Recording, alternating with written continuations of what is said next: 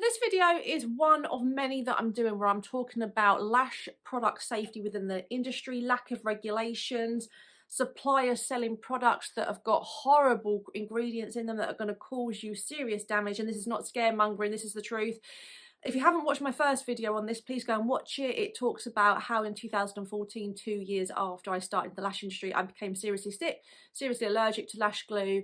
However, I developed my own UK-made lash range, and I'm happy to say that 9 years later, I am able to successfully lash. My health has been great, so it just shows that it's possible. But yeah, crap lash products nearly ended my career and made me very, very sick.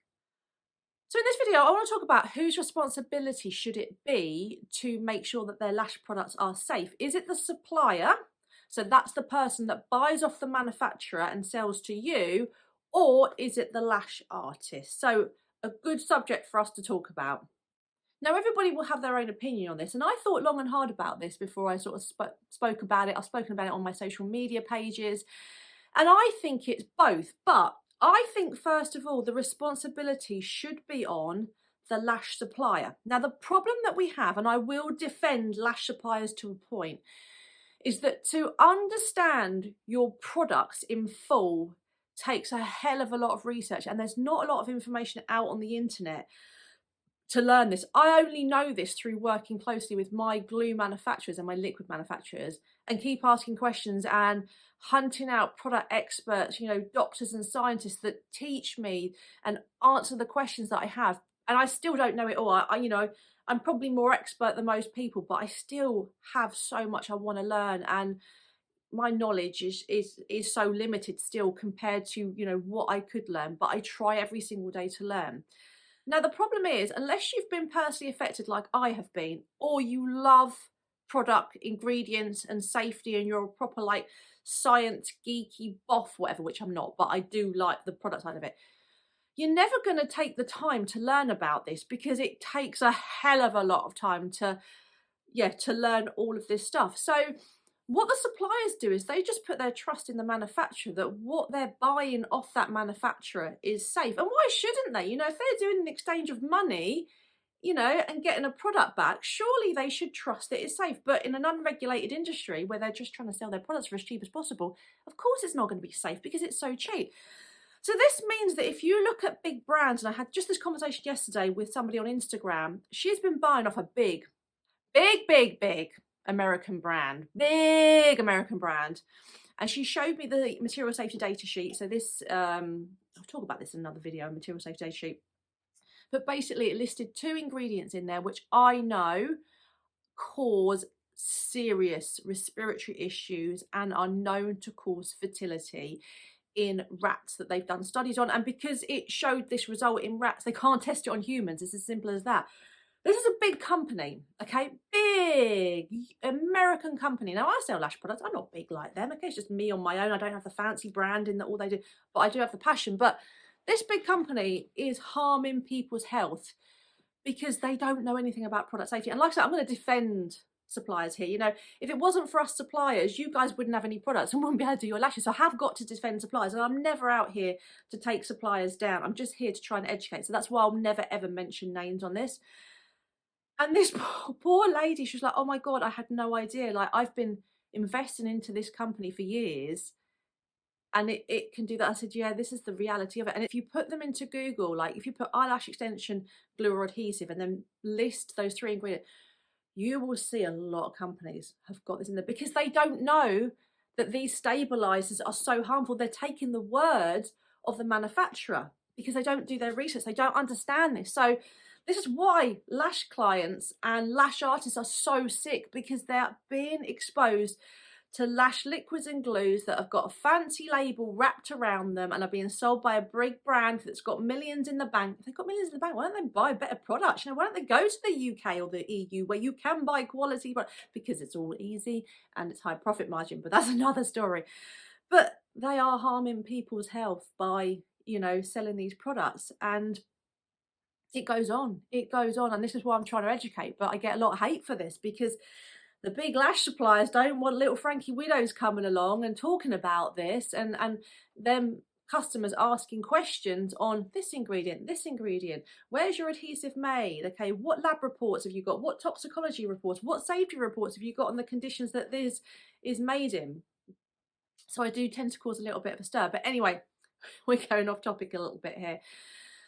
So I do think the onus needs to be as well on the lash suppliers, because if you're going to be selling something that is potentially harmful, that's why they all have material safety data sheets with them.